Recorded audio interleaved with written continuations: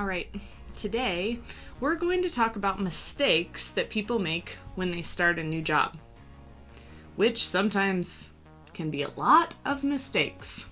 For this video, we'll discuss coming in hot. So that's when you start a new job and you just end up being a little bit more than your coworkers are ready to handle. So here you are, it's your first day on a new job and you are really excited. You have lots of ideas. You've been waiting for this moment, planning for it. Likely you've left a position that maybe wasn't quite the right fit. You are so ready to start over and start fresh.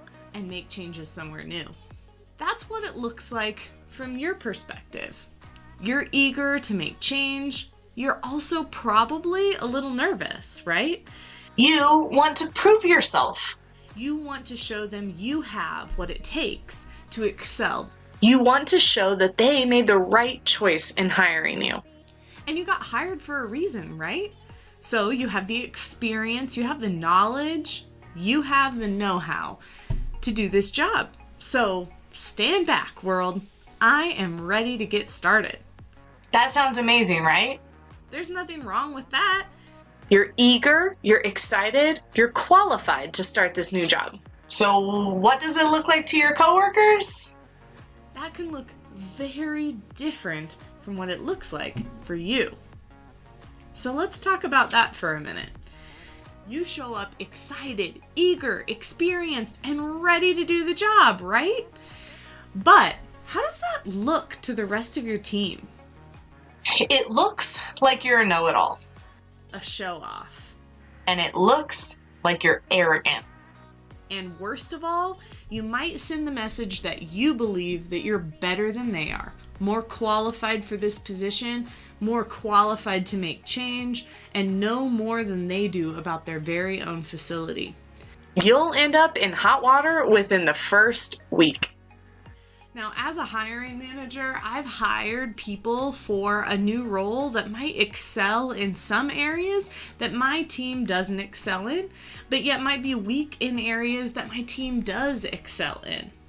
And so it was a really hard transition on the first day when they showed up because my team actually had more experience than they did in certain areas. But my team had a lot to learn from them and others. I had to bring that balance. I haven't always been the best as a hiring manager at sharing that information with the entire team, so I was often caught off guard when the team didn't completely see how this new individual fit into the current team dynamics, and immediately were butting heads. Here, I thought I had brought in someone of value, which some days I felt like maybe I made a mistake.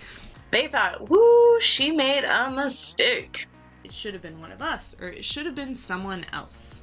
That's happened to me lots of times before. Comment below if you've struggled when a new person joined your team. Here's the important thing to remember. Whether you're the new person or whether you're the existing team, you have to have some perspective. Remember, the new person is excited, eager, experienced, and qualified.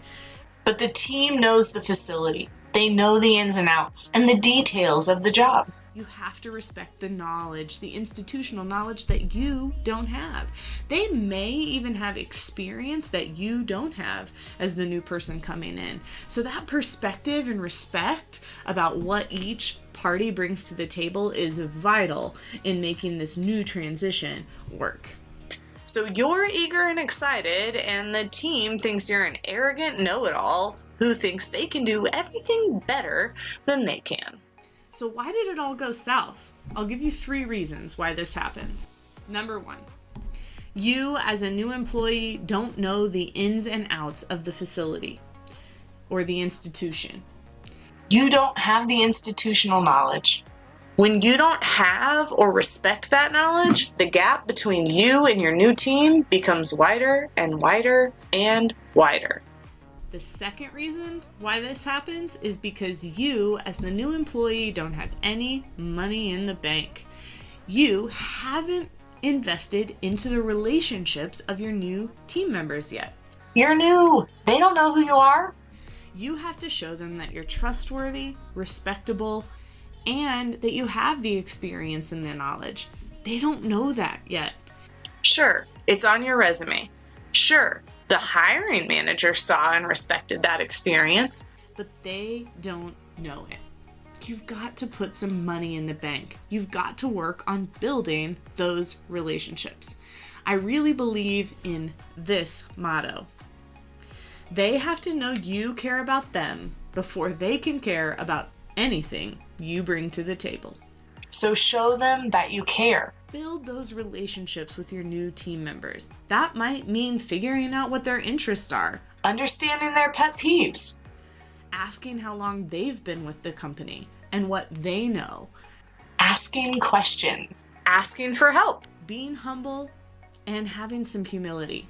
These are all important ways to put money in the bank. The third reason why this happens is because you don't have the knowledge of the history of progress. So, more than likely, the organization you're entering into hasn't always been at this place where they are on the continuum. Chances are they started down here, and your new team had to work really hard to get to here, where they are now.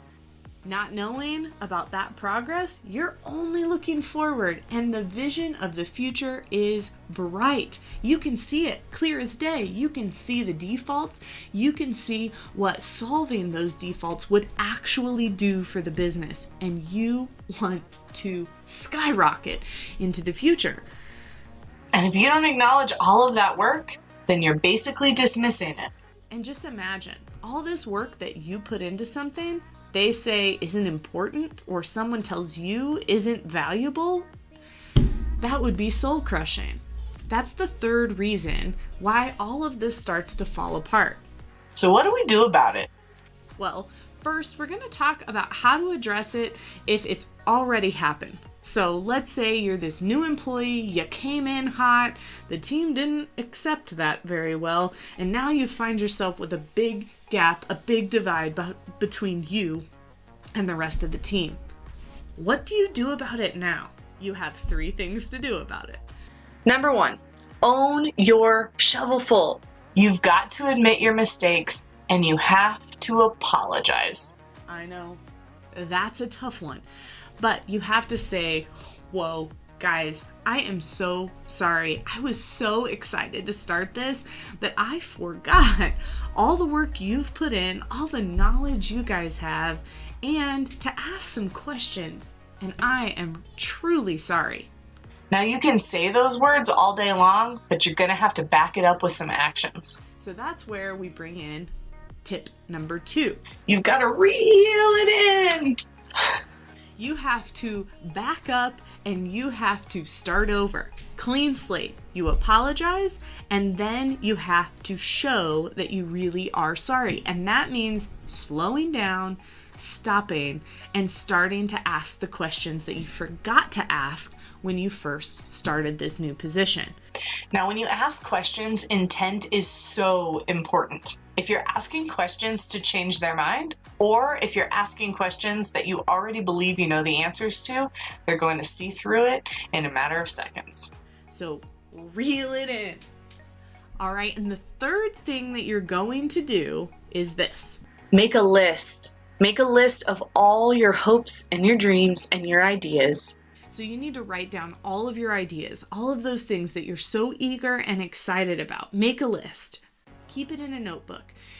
Each page should be its own idea because you're going to make a list of questions that you can ask to help your new team members trip over the insight. Here's the thing. If you can bring these new ideas and make them the team's ideas, your position here will be golden. No challenges, no difficulty. It will be so easy, so perfect, and so flawless. All right, those are the 3 tips for if you're already too far gone into the game. If you haven't started your new position, it's so easy to come in as a favorite employee. You need to make sure that you have the perspective of your new team. Understand where they're coming from. Understand that having you come on board is probably rather scary. 2, ask a lot of questions and without an ulterior motive. Number 3, make a list of all your hopes and dreams. Write them down. That's what you do if you can catch yourself before you start the new job. All right, you guys got this. Go out, conquer those hills, jump to the new curve, start a new position, and kill it. You are going to be the new employee that the entire team loves to have around. And you're going to reach all your hopes and dreams and make the facility or the company 1,000 times better. Thank you so much for joining us today. Keep watching to find out what other mistakes people make when they start a new job and how to avoid them.